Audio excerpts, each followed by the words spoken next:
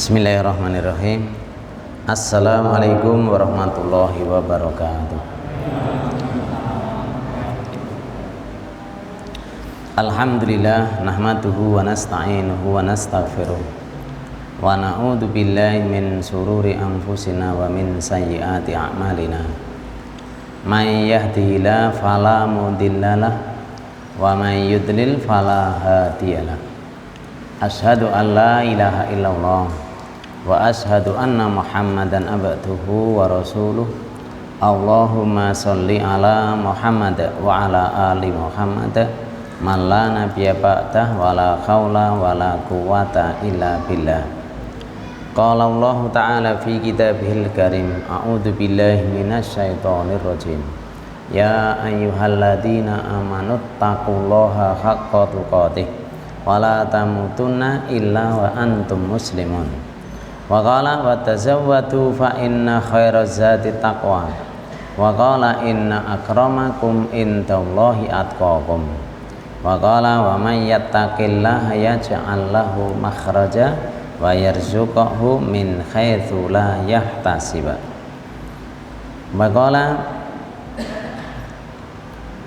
ya ayyuhalladzina amanu kutiba alaikumus syiyam kama kutiba alal ladzina min qablikum la'allakum tattaqun. Wa qala wal takum minkum ummatun yad'una ilal khair wa ya'muruna bil ma'ruf wa yanhauna 'anil munkar wa ulaika humul muflihun. Baqala wa man ahsanu qawlan mimman da'a ila Allah wa amila sholihan wa qala innani minal muslimin. Wa qala Rasulullah sallallahu alaihi wasallam man shoma ramadhana imanan wa ihtisaban ghufira lahu ma taqaddama min dzambi. Wa qala ittaqillaha haitsuma kunta wa atbi'is sayyi'atal hasanata tamhuha wa khaliqin nas bi khuluqin hasan. Wa qala man dalla ala khairin falahu mithlu ajri fa'ilihi. Amma ba'du. Hadirin jamaah yang mulia, kita panjatkan syukur kehadirat Allah Subhanahu wa taala karena malam hari ini Allah perkenankan kita untuk hadir di majelis ini untuk bersama-sama thalabul ilmi. Salawat serta salam semoga terlimpah atas junjungan kita yaitu Nabi besar Muhammad sallallahu alaihi wasallam, para keluarga, para sahabat dan juga para pengikut-pengikut beliau yang setia pada sunnahnya. Kita juga mohon pada Allah mudah-mudahan kita yang hadir di sini kalau ada yang sakit mudah-mudahan segera diberi kesembuhan oleh Allah. Amin. Kalau ada yang sedang sempit rezekinya mudah-mudahan Allah luaskan. Amin. Semoga sewaktu-waktu nanti kita dipanggil oleh Allah, dipanggil dengan cara yang mudah dan dalam kondisi husnul khotimah. Amin. Dan nanti di akhirat kita dimasukkan ke dalam golongan ahlul jannah. Amin. Marilah kita semua meningkatkan takwa kepada Allah Subhanahu wa taala, yaitu dengan menjalankan perintah-perintahnya serta menjauhi larangan-larangannya. Hadirin, kemarin saya membahas tentang pertama yaitu turunnya ayat perintah puasa, yaitu bahwa perintah puasa itu turun pada hari Senin bulan Sya'ban pada tahun 2 Hijrah, sehingga ketika itu Rasulullah umurnya sudah 55 tahun.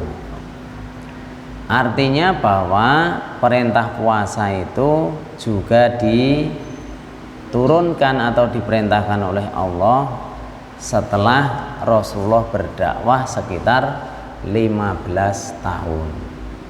Jadi syariat Islam itu disampaikan oleh Allah kepada umat ini dengan cara yang bertahap, tidak secara langsung.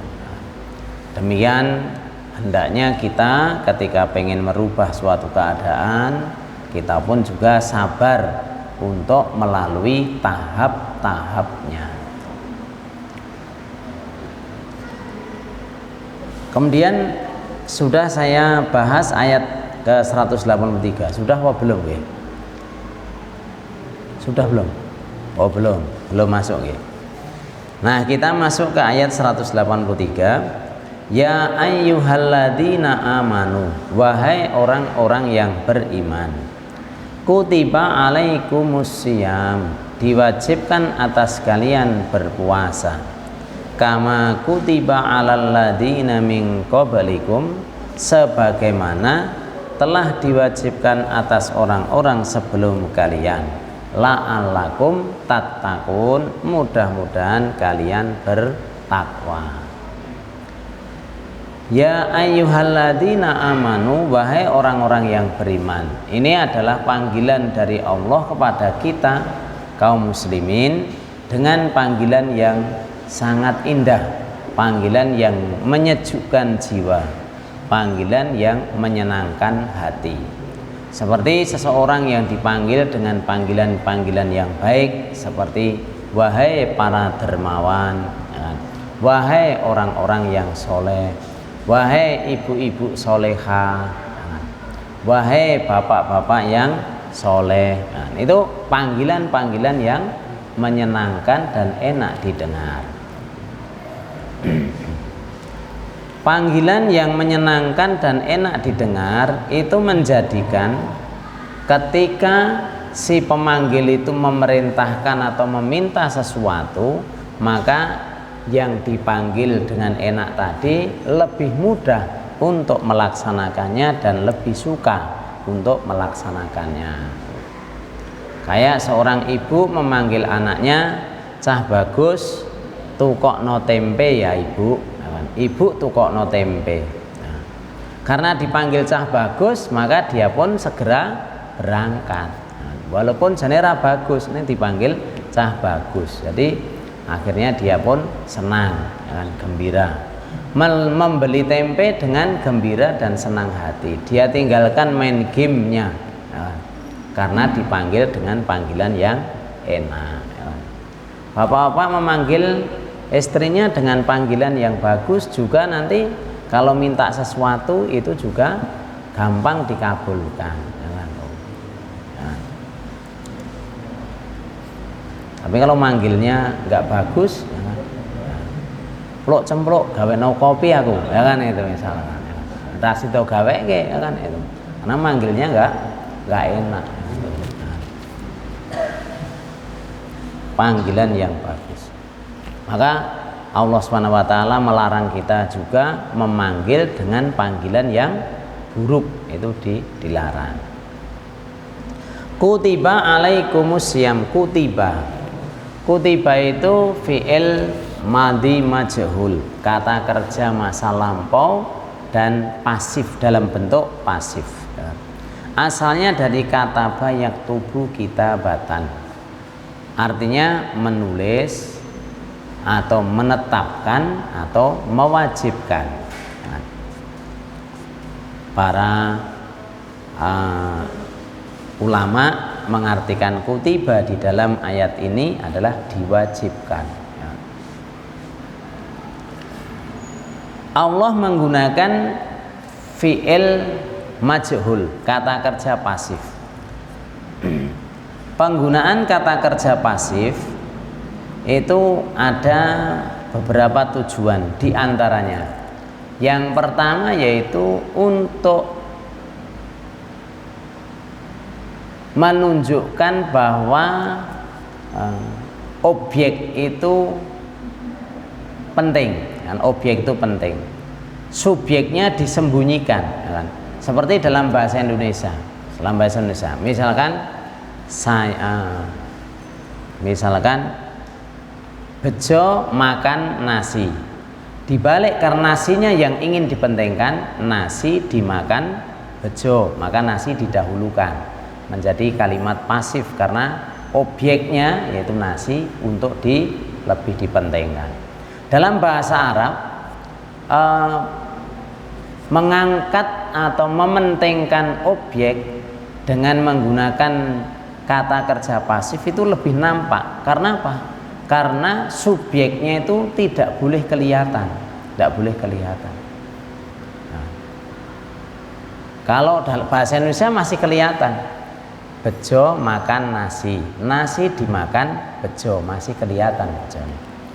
Nah, kalau misalkan ini kataballahu siyaman, kataba mewajibkan, Allahu Allah,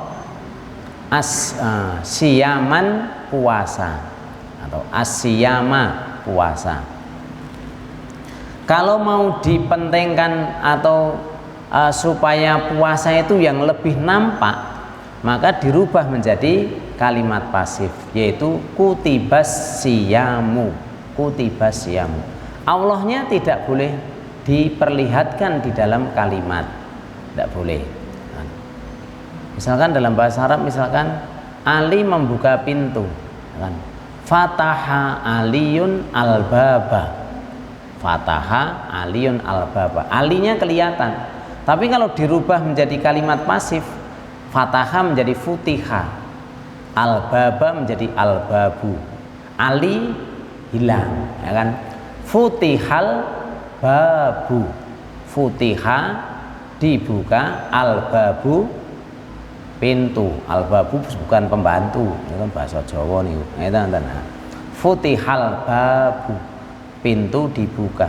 Jadi alinya tidak nampak, sehingga penonjolan objek itu lebih nampak di dalam bahasa Arab. Maka kutiba alaikumusiyam, Allahnya tidak dinampakkan.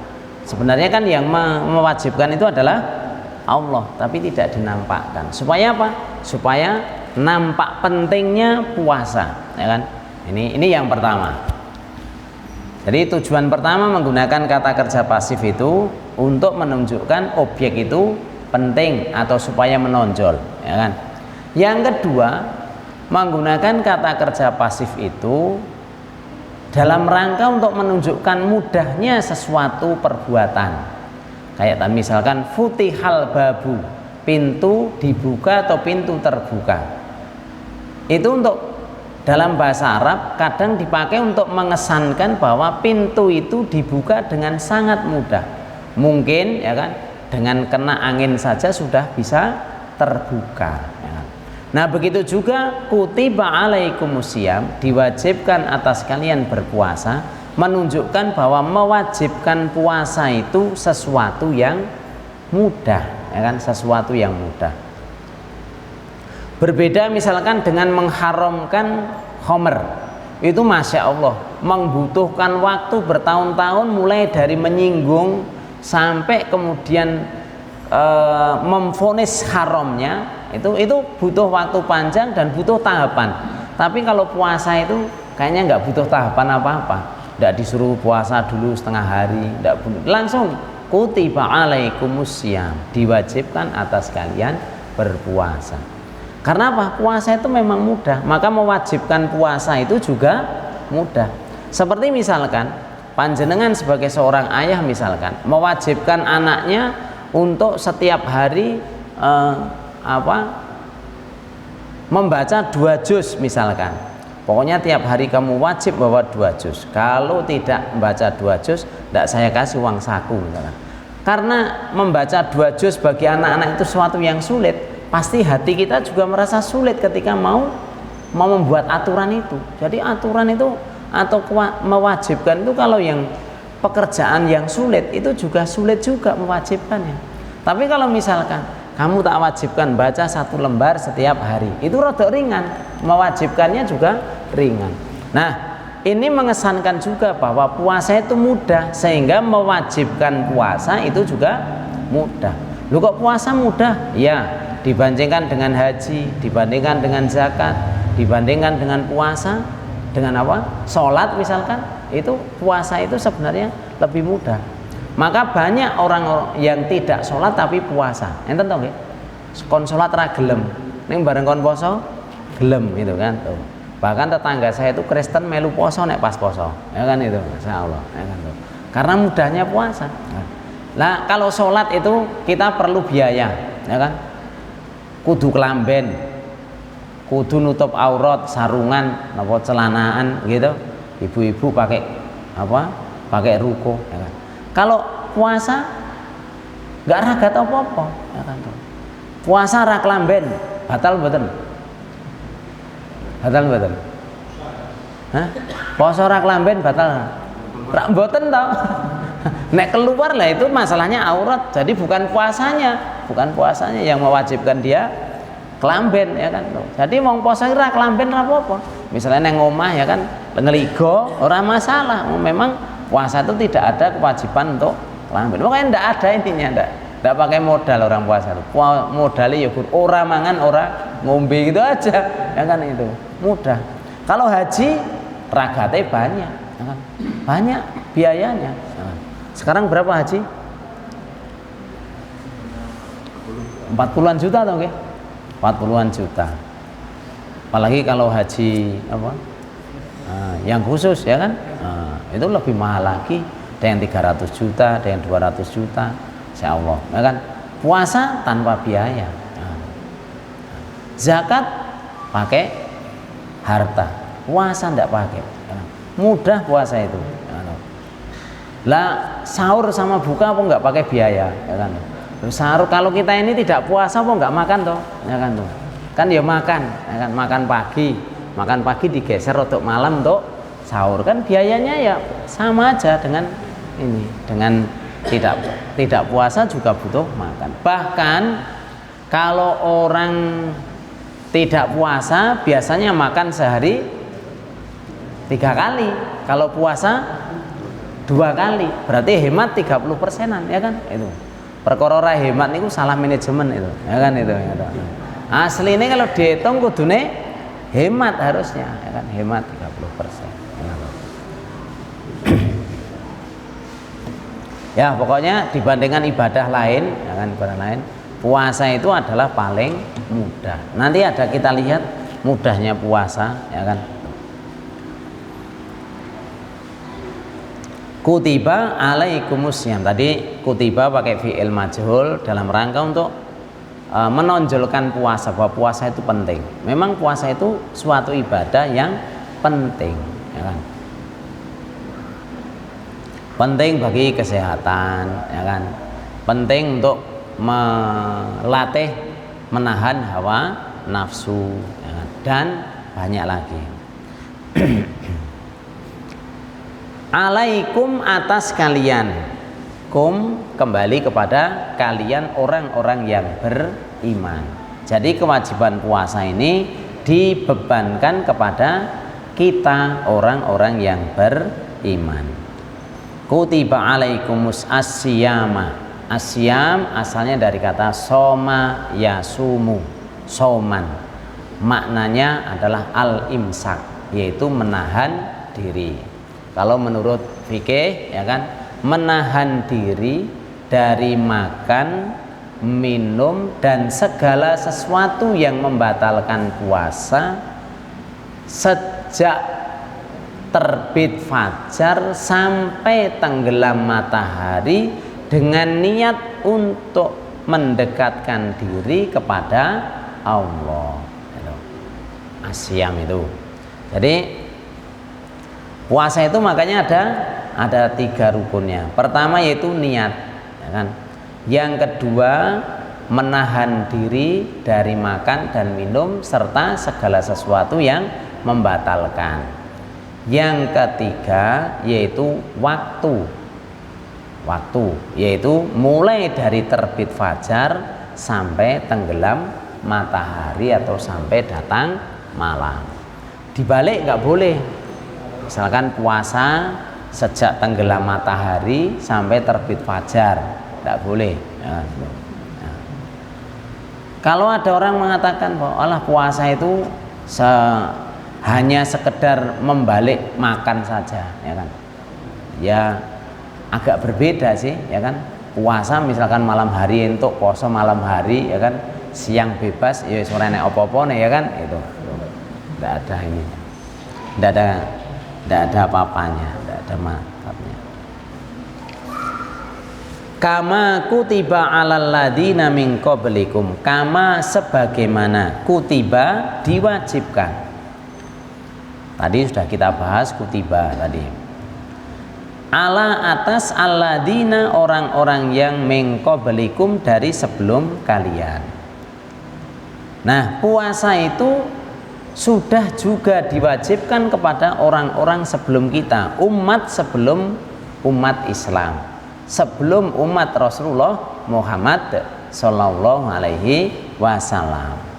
Tanyakan kepada orang-orang Katolik, apa mereka punya puasa? Ya kan? Ada puasanya. Tanyakan kepada orang-orang Kristen, apakah mereka ada syariat puasa? Ada. Rasulullah Sallallahu Alaihi Wasallam juga menyatakan bahwa pada suatu ketika ada seorang sahabat itu yang puasa terus menerus, tiap hari puasa. Namanya Abdullah bin Amr bin As, ya, radhiyallahu anhu. Beliau itu ibadahnya luar biasa. Kalau malam digunakan untuk sholat malam. Separuh dari Al-Quran itu diselesaikan malam hari dengan sholat malam. Separuhnya lagi dia selesaikan di siang hari. Berarti sehari semalam khatam 1 kali. Masya Allah. Terus setiap hari puasa. Jadi hidupnya itu sibuk ibadah. Sampai-sampai istrinya Abdullah ini dipanggil oleh mertuanya, yaitu bapaknya Abdullah bin Amr. Bagaimana kondisimu? Bagaimana kondisinya suamimu? Suami saya luar biasa kesolehannya. Sampai-sampai saya sudah menikah setahun belum pernah dijamahnya. Oh, ya kan tuh. Songko sregepe ngibadah nganti bojone ora digarap. Ya kan itu, Masya Allah. Ya kan itu. Masya Allah. Nah, suatu ketika ya kan ditegur oleh Rasulullah Sallallahu Alaihi Wasallam, kan karena beliau itu sama Abdullah bin Amr bin As itu puasa tiap hari terus menerus, maka kemudian ditegur, puasalah setiap bulan 3 hari, karena setiap amalan itu dilipat gandakan 10, maka 3 hari itu seolah-olah sudah puasa 30 hari. Abdullah menjawab, saya bisa lebih dari itu ya Rasulullah. Kalau begitu puasalah sehari puasa 2 hari berbuka, sehari puasa 2 hari berbuka. Puasa apa namanya? Belum dikasih nama itu puasa itu, ya kan? Itu dalam hadis riwayat Imam Bukhari begitu. Terus beliau mengatakan lagi, saya bisa lebih dari itu ya Rasulullah. Kalau begitu puasalah dengan puasa Daud. Puasa Daud, yaitu sehari puasa, sehari berbuka. Tidak ada puasa yang lebih baik lagi dari itu. Maka akhirnya Abdullah bin Amr mengambil puasanya Nabi Daud. Itu juga menjadi berita bagi kita bahwa Nabi Daud dulu juga puasa. Bahkan puasanya lebih berat dari kita. Pernyataan Allah SWT, kama kutiba alal ladina min qablikum, sebagaimana telah diwajibkan atas orang-orang sebelum kalian, itu juga menggiring perasaan kita, jiwa kita agar merasa mudah puasa.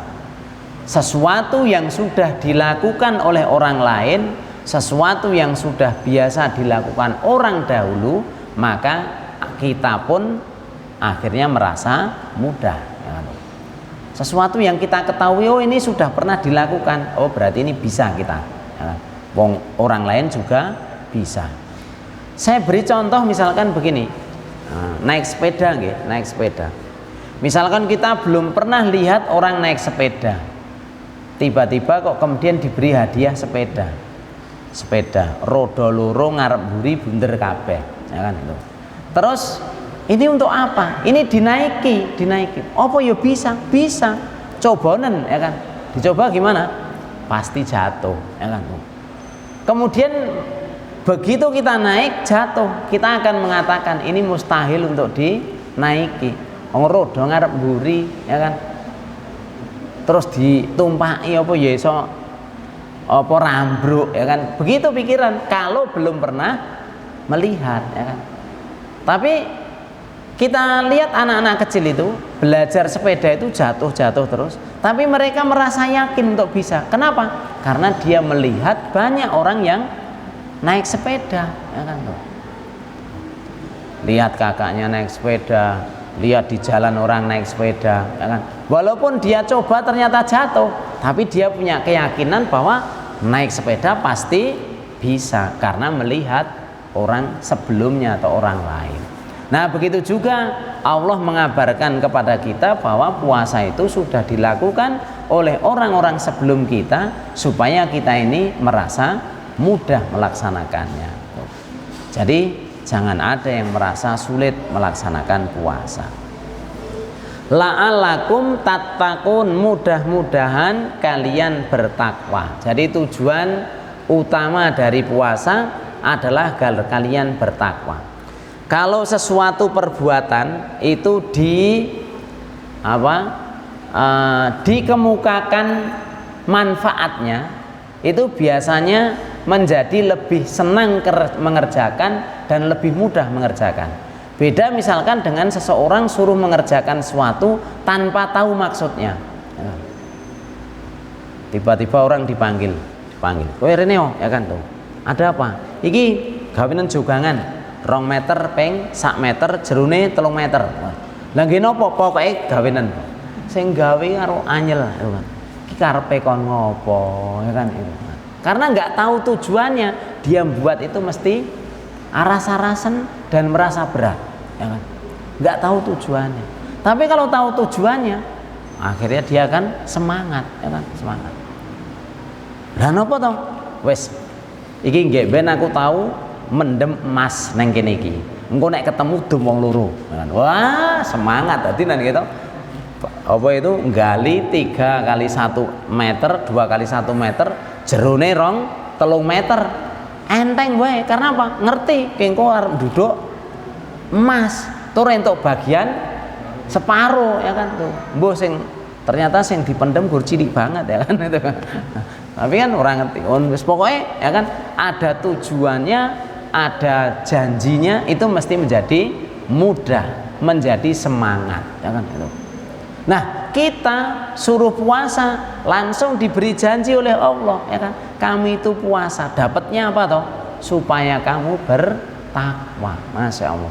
Takwa itu sesuatu yang sangat berharga. Orang beragama tapi tidak takwa, nggak ada gunanya. Orang ngaji nggak ada takwa, nggak ada gunanya. Orang punya ilmu tapi nggak bertakwa, nggak ada gunanya. Orang tahu hukum tapi nggak bertakwa, paling dia malah mainkan hukum, nggak ada gunanya, rusak semuanya kalau nggak ada takwa. Takwa itulah sesuatu yang sangat berharga. Sekali lagi, bahwa mengerjakan sesuatu itu kalau tanpa tahu tujuannya itu biasanya menjadi lemah dan menjadi sulit. Tapi kalau tahu tujuannya, apalagi janjinya itu luar biasa bernilai, maka akan menjadi mudah. Puasa dijanjikan bertakwa, Masya Allah. Maka bagi orang yang tahu apa itu takwa, maka dia menjadi semangat dan menjadi mudah puasa itu. Misalkan bar sholat niku takmir masjid mengumumkan, Bapak Ibu-ibu dan adik-adik semua, di depan masjid itu ada batu-batu bekas dulu, bekas apa? Bekas untuk membuat pondasi, batu gede-gede gitu kan, batu gede. Nah, nanti habis Isya itu mohon semuanya ngangkati satu-satu ke jalan besar, karena mau diangkat truknya lewat mereka sakit dong, nah, akan diangkut truk mau dibawa ke masjid lain, mau untuk membuat pondasi di masjid lain. ada pengumuman seperti itu, saya yakin banyak yang awal untuk melaksanakan. Mungkin orang sing wah tanganku lara aku izin, ya kan lho. Ada yang wis sepuh, aku wis tuwa ngene mosok kon ngangkati watu. Ya kan? Sing ibu-ibu kene, mosok wong wedok kon ngangkati watu, ya kan itu. Kabeh wis mikir dalam hatinya ya kan untuk izin ya kan, awal izin ya kan itu. Tapi dilanjutkan pengumumannya sama Pak Takmir masjid. Ini ada donatur dari luar negeri melihat kita kok semangat ngajinya luar biasa, itu akan membagi amplop 5 juta ya kan? Tapi syaratnya yo supaya ada pekerjaan, ora kok gratis tok, disuruh untuk ngangkat batu. Jadi ngangkat batu satu itu nanti dapat amplop 5 juta ya kan? Semangat betul Pak? Semangat gitu. Sing mau arep izin tangane loro ras do loro. Ngeten kan. Tanganku ora apa-apa jian ya kan itu. Sing simbah-simbah ngoten nggih. Aku raketan gur alon-alon tetep ya iso. Ngoten ya. Sing ibu-ibu wong wedok ya ora apa-apa ngangkat watu ya kan itu. Berubahlah ya kan. Berubah pikiran karena adanya apa? Janji tadi. Malah nek sing hubungi takmir masjid, aku bagian watu telu ya kan itu ya kan itu ya kan. Ben entuk 15 kena tak nggo tuku motor ya kan itu. Masya Allah ya kan tuh. Nah, begitulah janji itu penting. Allah menjanjikan bagi orang yang puasa untuk takwa. Sementara takwa itu nilai yang paling tinggi, sangat tinggi ya kan tuh. Dulu sudah pernah kita bahas ya kan. Kalau orang mendengarkan pesan agama itu yang pertama hendaknya takkilun ya kan, menggunakan akal, menggunakan pikiran, pengertian ya kan itu. Setelah itu la'alakum tadzakkarun, mudah-mudahan kamu ingat. Yang ketiga la'alakum tattaqun, mudah-mudahan kalian bertakwa, yaitu melaksanakan perintah, menjauhi larangan. Jadi takwa itu satu kemampuan dalam diri kita untuk semangat mau melakukan kebaikan dan menjauhi apa yang buruk atau apa yang dilarang. Itu adalah suatu kemampuan jiwa yang kita harapkan ya. Nah, orang puasa tujuan utamanya adalah supaya bertakwa. Nah, bertakwa dalam bidang apa? Nah, dulu kayaknya sudah saya bahas.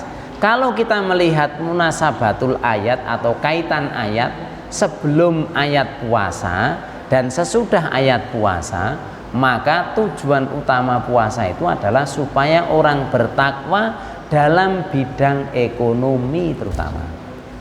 Supaya orang menghindarkan diri dari harta yang haram. Itu. Nah, demikian Bapak Ibu yang mulia, satu ayat kita bahas, semoga kita lanjutkan ayat berikutnya pada kesempatan yang lain. Semoga apa yang kita bahas pada malam hari ini bermanfaat bagi kita fid dunya wal akhirah. Semoga kemudahan puasa itu terbayang betul bagi kita, sehingga ketika datang bulan Ramadan itu kita bergembira, bukan malah sedih ya kan. Apalagi mengungkapkan, weh wis tekan posone meneh to iki. Sing mangan rong katok iki, ya kan itu misalkan ya kan. Jangan ya kan itu. Nah, kita datang puasa itu hendaknya kita gembira ya kan, karena puasa itu mudah ya kan. Demikian, mohon maaf atas kesalahan saya. Billahi taufik wal hidayah. Wassalamualaikum warahmatullahi wabarakatuh.